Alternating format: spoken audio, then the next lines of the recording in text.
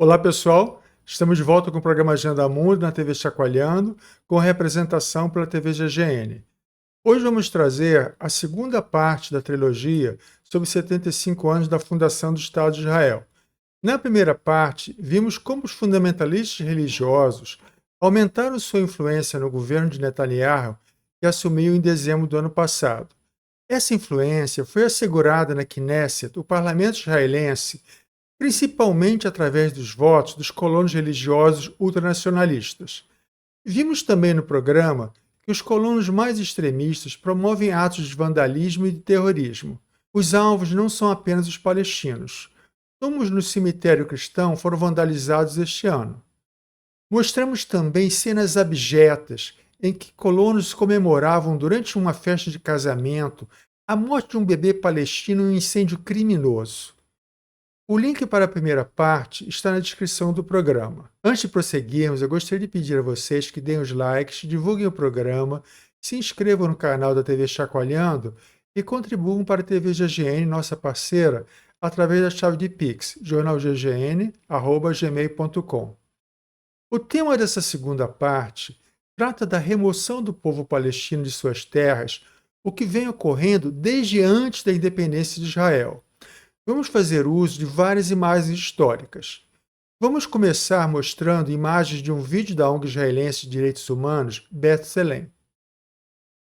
Aqui vemos a demolição de casas palestinas em Masafer Yatta, nas colunas do sul de Hebron, na Cisjordânia. Cerca de 1.000 residentes estão sendo desalojados, com a justificativa de que as comunidades estavam situadas em uma zona de tiros.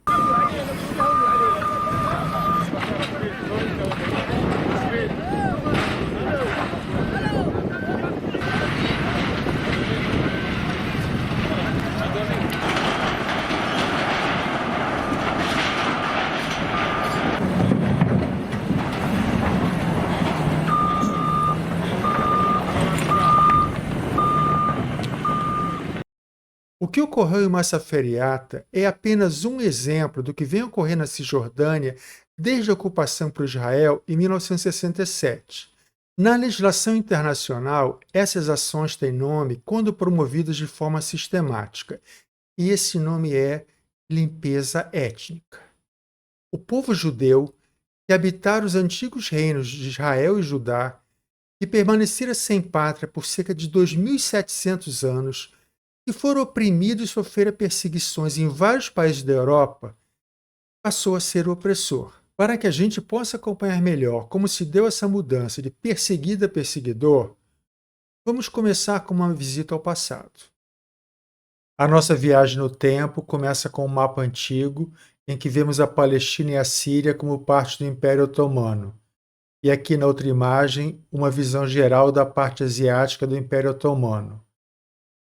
A região da Palestina foi ocupada pelos turcos otomanos em 1516 e mantiveram o controle até 1918, à exceção dos 9 anos em que esteve sob controle egípcio, isso de 1831 a 1840.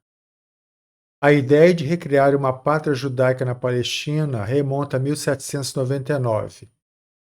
Na ocasião, as tropas de Napoleão Bonaparte estavam em campanha para derrotar os otomanos e impuseram um cerco à cidade de Acre, Acre em árabe, na região da Galiléia.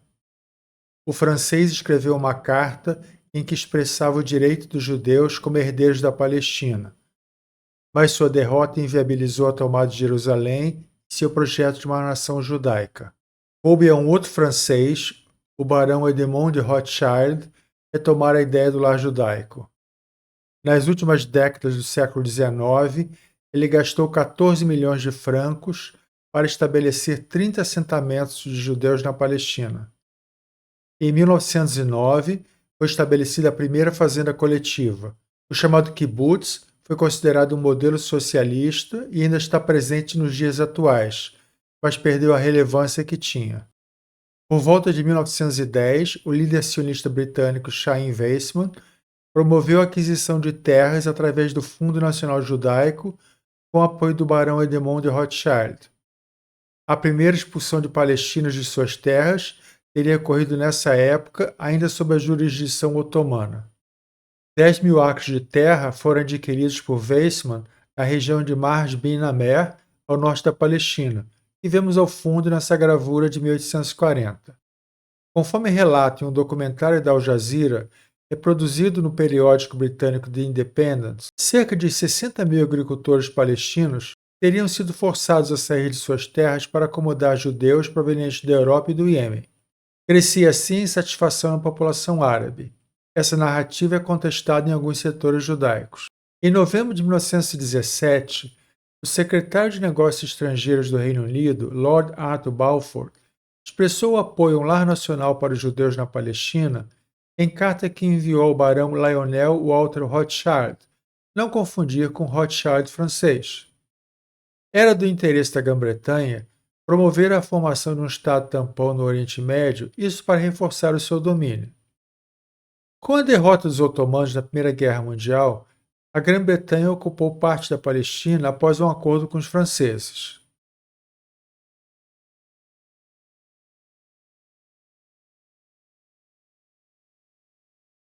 A animosidade dos árabes contra os judeus levou a protestos e ataques em 1920 e 1921, causando cerca de 50 mortes. Em 1922, a Liga das Nações, precursora da ONU, concedeu o mandato britânico para toda a Palestina. Dezenas de milhares de judeus continuaram a chegar. Em 1929, ocorreram novos massacres contra os judeus.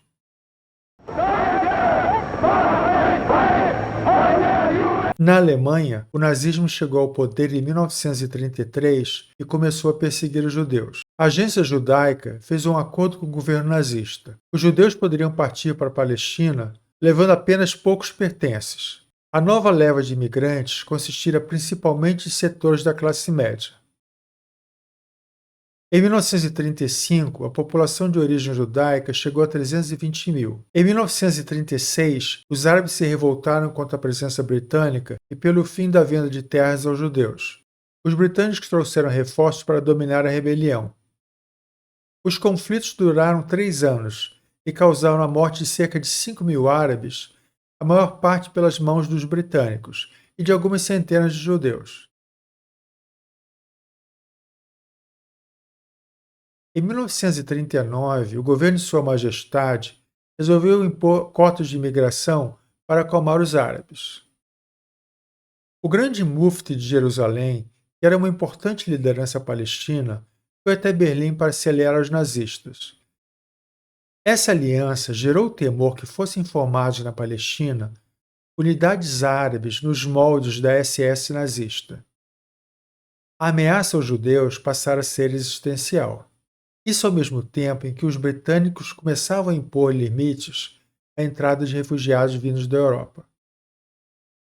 Em 1939, com a deflagração da Segunda Guerra Mundial, o norte da África se tornou um alvo estratégico dos italianos e alemães. Se o Egito fosse tomado por Rommel, a Palestina seria a próxima.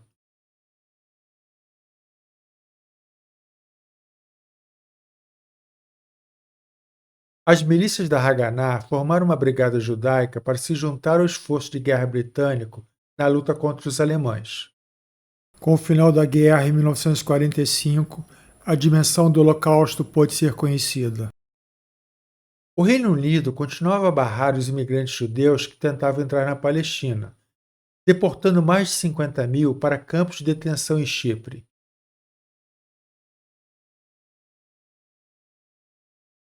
Na Palestina, os britânicos se tornaram alvo de atos de sabotagem das milícias judaicas e retaliaram fazendo milhares de detenções. As milícias judaicas deram o troco. Em atentado no Hotel Rei Davi em Jerusalém, sede administrativa dos britânicos, morreram 91 pessoas. Chegara a hora dos britânicos desistirem de manter o controle da Palestina. A maioria dos países passou a ver a criação de uma pátria judaica como uma forma de reparação pelo Holocausto. A ONU, que havia sido criada em 24 de outubro de 1945, iria se reunir em novembro de 47 para decidir a partilha da Palestina entre judeus e árabes palestinos.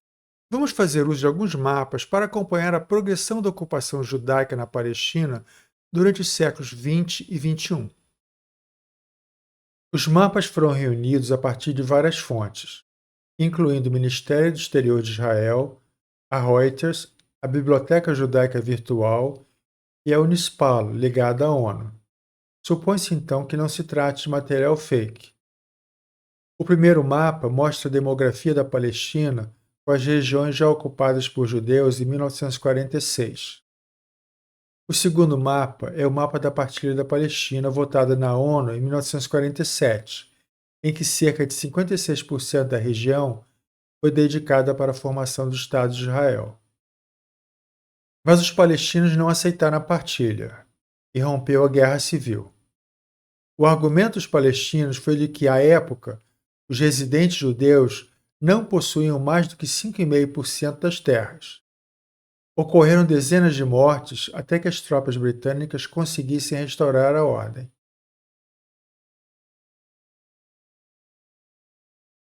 A milícia judaica Haganah antecipou um plano previsto para após a saída dos britânicos e começou a remover palestinos das terras pertencentes ao futuro Estado de Israel. Milhares de palestinos foram expulsos ou fugiram da região dos combates com medo de serem massacrados.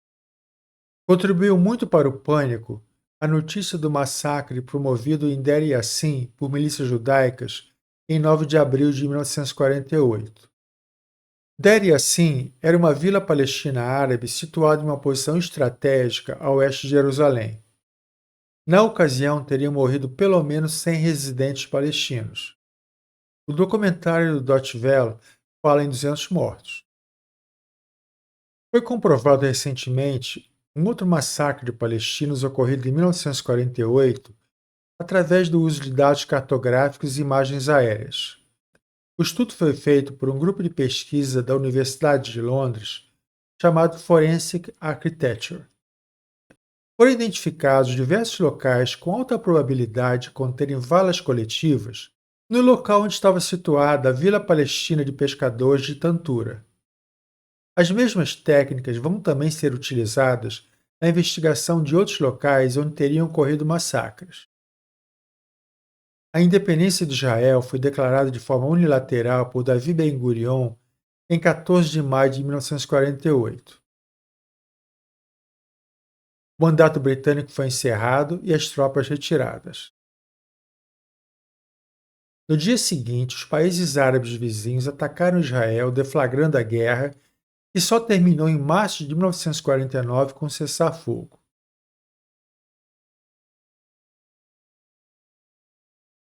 Vamos então ao terceiro mapa, datado de 1948-49, ou seja, do pós-independência. Com a guerra, Israel ocupou partes do território que estavam previstas para pertencer ao Estado palestino no plano original da ONU. Também o lado ocidental de Jerusalém foi tomado. Mais palestinos foram expulsos ou fugiram de suas terras e casas. Acredita-se que o número total tenha chegado a 700 mil. Cerca de 150 mil permaneceram em Israel.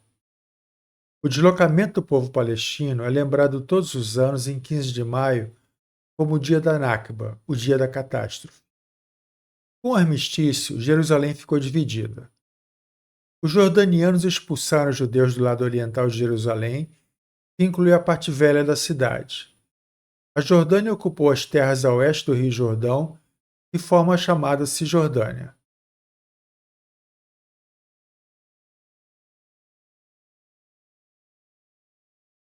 Em 1967, ocorreu uma nova guerra entre Israel e os países árabes. Israel ocupou a totalidade da Cisjordânia, incluindo a parte leste de Jerusalém, as colinas de Golã na Síria, Gaza e a região do Sinai. O Sinai foi posteriormente devolvido ao Egito como parte do acordo de paz selado em 1978 entre o primeiro-ministro Menachem Begin e o presidente egípcio Anwar Sadat. Israel deixou a faixa de Gaza em 2005. Em outro mapa, podemos ver a situação em 2008. E o que vemos é a população palestina da Cisjordânia ocupando apenas bolsões dispersos. De 2008 para cá, os palestinos perderam ainda mais terras para os colonos judeus. Os residentes palestinos de Sheikh Jarrah, em Jerusalém Oriental, também podem ser expulsos de suas casas para dar lugar a colonos judeus. O argumento dos colonos é que as propriedades pertenciam a famílias judaicas antes da independência em 1948, quando foram removidas pelos jordanianos, como já vimos em imagens anteriores. Mas Israel não dá o direito de retorno aos palestinos expulsos ou que fugiram por ocasião da independência do país. A remoção de palestinos de suas terras é reflexo da política de tolerância ou mesmo de incentivo dos governos de Israel ao estabelecimento de assentamentos na Cisjordânia. Mesmo governos de centro-esquerda aplicaram essa política. A legislação de Israel permite a remoção de palestinos de suas propriedades, contrariamente à lei internacional. As tensões na Cisjordânia ocupada tendem a se agravar ainda mais se for levada adiante a política do ministro das Finanças, Bezalel Smotrich. Ele quer implementar a instalação de mais 500 mil colonos judeus em até 2 anos, além de melhorar a infraestrutura dos postos avançados ilegais e dos atuais assentamentos. Essa política está na contramão da legislação internacional. Mencionamos no programa anterior que o posto avançado de colonos em Homesh vinha sendo constantemente removido pelos militares israelenses. Na foto, a bandeira de Israel está colocada na colina onde havia anteriormente o assentamento de Homesh, acima da vila palestina de Burqa. Homesh e outros 3 assentamentos judeus foram removidos em concordância com a Lei de Desengajamento de 2005. Foi quando os israelenses também saíram de Gaza. Mas a pressão dos ultranacionalistas pelo restabelecimento do assentamento em Homesh é constante.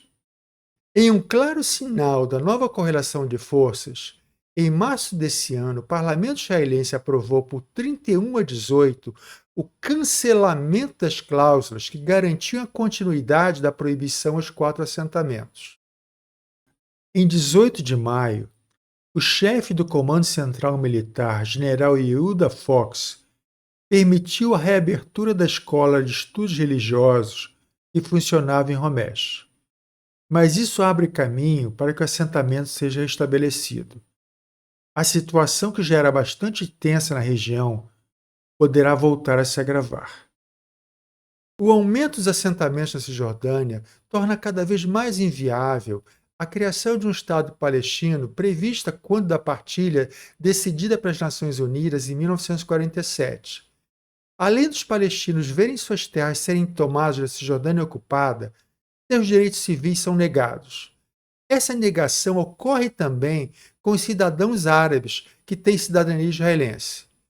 Para o jornalista israelense Gideon Levi, do corpo editorial do jornal Haaretz, as recentes eleições que levaram ao poder o governo ultranacionalista liderado por Benjamin Netanyahu possibilitou que as máscaras finalmente caíssem.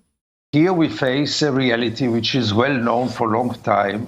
The Israeli society is a very right-wing, nationalistic, and part of it racist society. We have to face this. That's the main problem, not if Ben-Gvir is a minister or is not. The problem is, who are we facing when we speak about Israel? And in many ways, I see also a positive side to the results of the last elections. By tearing all the masks, now we see reality. Now it's not the umbrella of the Zionist left who speaks so nicely and does almost the same like the right-wingers. Now we face the extreme racism in its most pure expression. Those people don't deny the racism. Those people say very clearly that the Jewish supremacy means that only Jews have rights in this land. And I hope that both some parts of Israeli society and above all the international community will finally draw the conclusions. The occupation is here to stay. And if it is here to stay, it means we are an apartheid state and we are even not ashamed of it. Na terceira parte da trilogia, sobre 75 anos da fundação de Israel, vamos ver como o país está se tornando cada vez mais um regime racista de apartheid, como havia na África do Sul antes de Mandela chegar à presidência. Lá, a derrota do apartheid só foi possível através de um amplo boicote internacional. Bem, hoje ficamos por aqui. Volto a pedir likes, comentários, inscrição no canal da TV Chacoalhando e apoio à TV GGN através da chave de Pix, jornalggn@gmail.com.